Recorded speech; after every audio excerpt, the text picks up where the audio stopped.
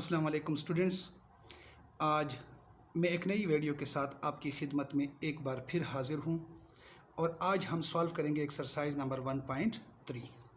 तो उसका सवाल नंबर 1 है, let A and B be 2/3 matrices, यानी ए और बी दो हमारे पास मैट्रिसेस हैं और उनका जो आर्डर है वो दिया गया है 2/3। And let C and D be 2 square matrices, और दो मज़ीद मैट्रिसेस हैं सी और डी, उनका आर्डर जो है वो 2 स्क्वायर मैट्रिसेस यानी 2/2 मैट्रिसेस, यानी उसका आर्डर 2/2 है।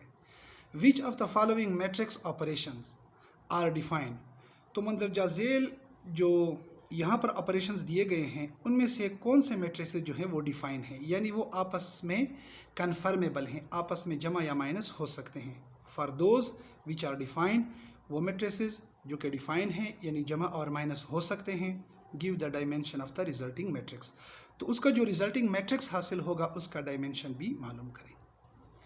तो डियर स्टूडेंट्स, यहाँ हमें ये मालूम होना चाहिए कि दो मैट्रिसेस किस सूरत में आपस में जमा या माइनस हो सकते हैं।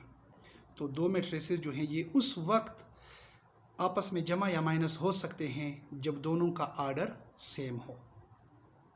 और दूसरी बात, यानी रिजल्टिंग मैट्रिक्स की जो हम बात करते हैं, जिसके डायमेंशन की हम बात करते हैं, तो अगर दो मैट्रिसेस आपस में कन्फर्मेबल हैं, जमा हो सकते हैं या माइनस हो सकते हैं, तो उसके रिजल्टिंग मैट्रिक्स का जो डायमेंशन होगा ये बिल्कुल वही होगा जो उन दो मैट्रिसेस का डायमेंशन होगा। तो अब हम सॉल्व करते हैं क्वेश्चन 1 का पार्ट 1। तो यहाँ हमारे पास है a प्लस बी, तो हम चेक करते हैं कि क्या ये डिफाइन है या नहीं।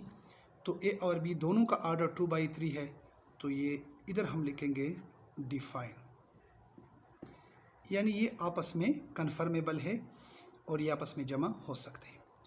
तो जब जमा हो सकते हैं तो इसका कोई एक रिजल्टिंग मैट्रिक्स भी सामने आएगा और उसका डायमेंशन क्या होगा।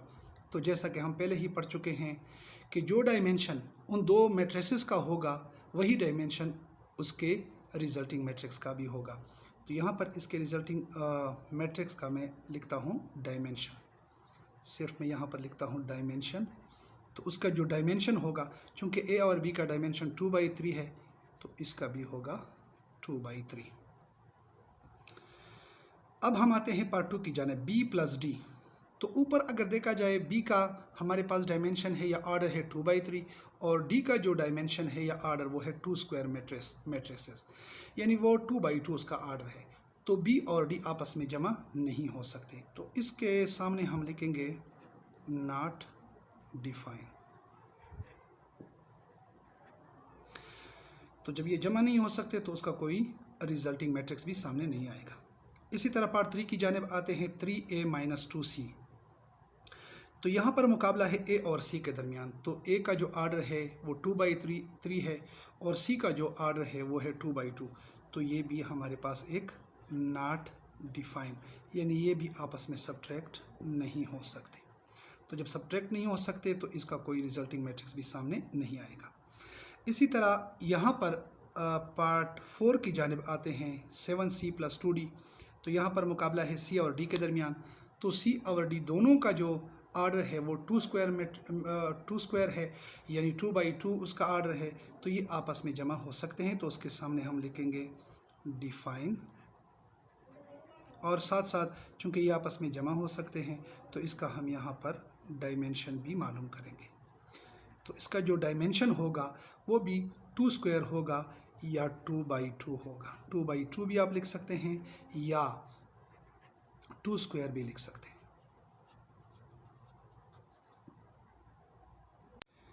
Question 2, multiply the following matrices. मंदरजा झेल जो मैट्रिसेस दिए गए हैं उसको मल्टीप्लाई करें बाय द रियल नंबर्स, यानी जो रियल नंबर उसके सामने दिए गए हैं, एज इंडिकेटेड, जो उसके सामने दिए गए हैं, यानी जो रियल नंबर उसके सामने दिए गए हैं उसके साथ इस मैट्रिसेस को क्या करें, मल्टीप्लाई करें। तो सिंपल सी बात है, इस क्वेश्चन 2 का पार्ट 1 जो है, मल्टीप्लाई a = एक मैट्रिक्स दिया गया है /2। तो इस a मैट्रिक्स को हमने 2 के साथ मल्टीप्लाई करना है। तो इसके सामने हम इम्प्लाइज दैट का निशान लगाएंगे। अब a के साथ क्या मल्टीप्लाई करते हैं, 2, यानी ये बनेगा 2a, और इसके साथ ये जो मैट्रिक्स है इसके साथ भी 2 मल्टीप्लाई हो जाएगा। तो इसका जो रिज़ल्ट आएगा 2a का जो फाइनल रिज़ल्ट आएगा तो वो इस 2 को हम हर एक एलिमेंट के साथ मल्टीप्लाई करेंगे। तो यहाँ हमारे सामने आएगा 2 1 2, 2 2 4 और 2 3 6। तो ये हमारे पास वैल्यू है 2a की। इसके बाद क्वेश्चन 2 का पार्ट 2, मल्टीप्लाई b। एक मैट्रिक्स है हमारे पास, मैट्रिक्स b, उसको हमने मल्टीप्लाई करना है बाई p। और p क्या है? p एक मेंबर है या एक एलिमेंट है रियल नंबर का। तो अब इस मैट्रिक्स b को p के साथ मल्टीप्लाई करते हैं। तो इसका तरीका क्या है? यहाँ पर मैं लिखूँगा इम्प्लाइज दैट। अब इस p को b के साथ मल्टीप्लाई करता हूँ, pb, और अब जो है p इस मैट्रिक्स के साथ मल्टीप्लाई होगा।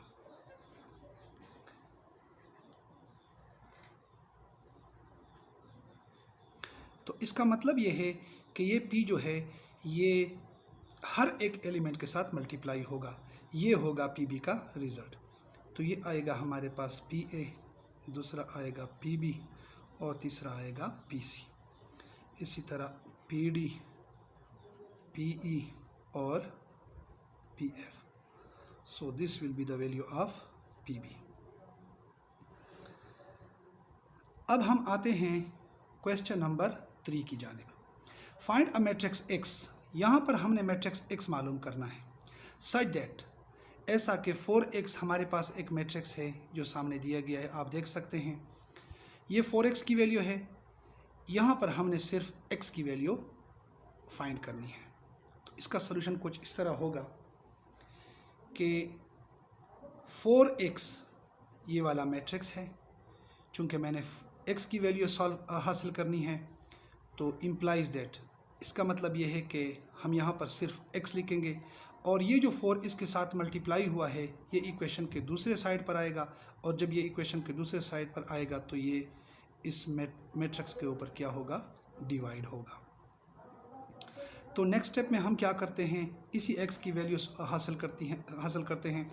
तो जब इस x की वैल्यू हम हासिल करते हैं तो इस मैट्रिक्स के अंदर जितने भी एलिमेंट्स हैं, चूँकि ये पूरा मैट्रिक्स 4 के ऊपर डिवाइड हुआ है, तो इसका मतलब ये है कि इस मैट्रिक्स का हर एक एलिमेंट जो है वो 4 के ऊपर डिवाइड हुआ है। तो यहाँ पर मैंने क्या किया है? 1 को 4 पर तकसीम किया है, 2 को भी 4 पर तकसीम, 1 को भी 4 पर, यानी हर एक एलिमेंट को मैंने 4 पर तकसीम किया है। तो अब यहाँ पर जो एलिमेंट्स तकसीम हो सकते हैं उसको हम तकसीम करेंगे, और जो तकसीम नहीं हो सकते उसको हम ऐसे ही छोड़ देंगे। तो आप देख सकते हैं कि 2 और 4 ये आपस में तकसीम हो सकते हैं, 2 1 2, 2 2 4 ये तकसीम नहीं हो सकते, और ये 4 और 4 ये भी आपस में तकसीम हो सकते हैं, ये भी तकसीम हो सकते हैं, 1 और 2 यानी 2 1 2, 2 2 4 ये तकसीम नहीं हो सकते, ये और ये सारे तकसीम नहीं हो सकते। तो अब जो हमारे पास x की वैल्यू सामने आएगी वो एक मैट्रिक्स की सूरत में आएगी, और वो ये होगा कि 1/4 एज इट इज़, ये आएगा हमारे पास 1/2 और ये आएगा 1/4। इसी तरह 4/4 एक दूसरे के ऊपर तकसीम हो गए हैं, तो इसका आंसर हमारे पास आएगा 1। इसी तरह ये आएगा 1/2 और ये आएगा एज इट इज़ 3/4, और बाकी भी एलिमेंट्स भी ऐसे ही हम लिख लेंगे 9/4 और ये 7/4। तो ये होगा हमारा x का की, ये होगी हमारे पास x की कीमत। Question number 4, if a is equal to एक matrix and b is equal to एक दूसरा matrix then find 3a minus b। तो यहाँ पर मैंने 3a माइनस b की कीमत मालूम करनी है। तो सिंपल सा सवाल है, यहाँ पर मैं इसको सॉल्व करता हूँ। 3 को एज इट इज़ 3 लिखता हूँ, a की जगह ये वाला मैट्रिक्स यानी 1 2 3 4 5 एंड 6। उसके बाद हमारे पास माइनस है तो माइनस लिखेंगे।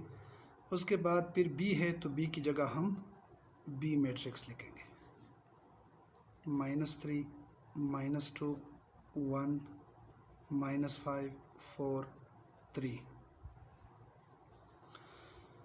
तो नेक्स्ट स्टेप में हम क्या करेंगे? 3 को इस मैट्रिक्स के साथ मल्टीप्लाई करेंगे। 3 1 3, 3 2 6, 3 3 9 और ये 12, इस तरह ये 15 और ये 18। माइनस साइन आएगा, ये वाला मैट्रिक्स -3 -2 1 -5 4 एंड 3। तो नेक्स्ट स्टेप में हम करिस्पॉन्डिंग पोजीशन पर जो मौजूद एलिमेंट्स है उसको हम सब्ट्रैक्ट करेंगे। तो ये आएगा 3 माइनस माइनस 2 टाइम्स आ गया है तो ये प्लस हो जाएगा। इसी तरह 6 फिर 2 टाइम्स माइनस आ गया है, माइनस माइनस ये फिर प्लस साइन हमें देगा। इसी तरह हमारे पास 9 -1 और इसी तरह 12 माइनस माइनस ये फिर प्लस बनेगा 5 और यहाँ पर हमारे पास है 15, यहाँ पर -4 और 18 -3।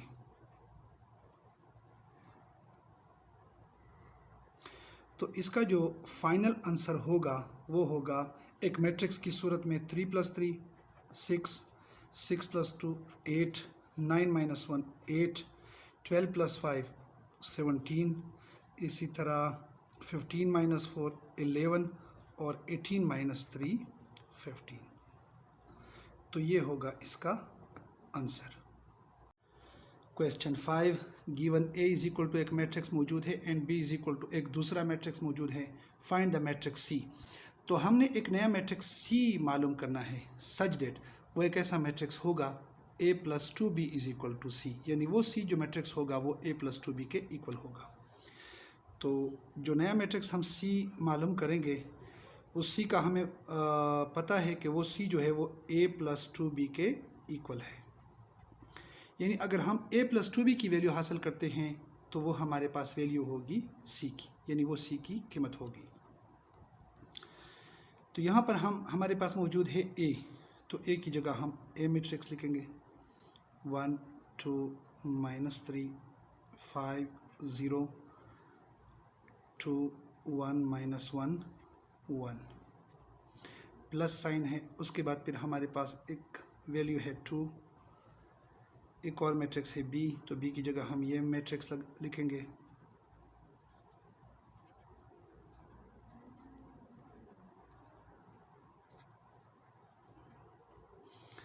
अब नेक्स्ट स्टेप में इसी मैट्रिक्स को ऐसे ही लिखेंगे नीचे एज इट इज़, यानी जैसे ही इस मैट्रिक्स के एलिमेंट्स हैं सारे के सारे ऐसे ही लिखेंगे, प्लस साइन देंगे, 2 को मल्टीप्लाई करेंगे इस मैट्रिक्स के साथ, 2 3 6 2 1 2 2 दूनी 4, इस तरह ये 8 होगा और ये 4, ये 10 बनेगा 4 और ये 6 और 2 0 0। अब नेक्स्ट स्टेप में इन दोनों मैट्रिसेस को हम जमा करते हैं। तो जमा करने का तरीका यह है कि करिस्पॉन्डिंग एलिमेंट्स आपस में जमा होते हैं। सो हमारे पास आएगा 1 + 6 यानी 1 + 6, इसी तरह 2 प्लस और माइनस, ये माइनस साइन देता है हमें 2 - 2। इसी तरह नेक्स्ट जो है वो हमारे पास है -3 + 4 और यहाँ 5 + 8 0 + 4 2 + 10 1 + 4 -1 + 6 और 1 + 0।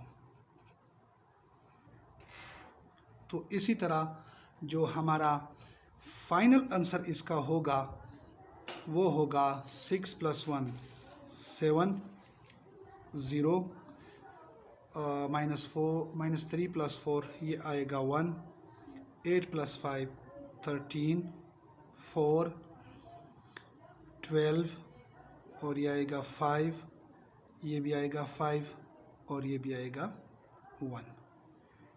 तो ये होगा हमारा फाइनल मैट्रिक्स और ये इसका आंसर है।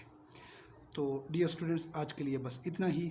कल इंशाल्लाह एक और वीडियो के साथ मैं आपकी खिदमत में हाजिर हूँगा। तब तक के लिए इजाज़त दीजिए, अपना बहुत ख्याल रखिए। अल्लाह हाफिज़।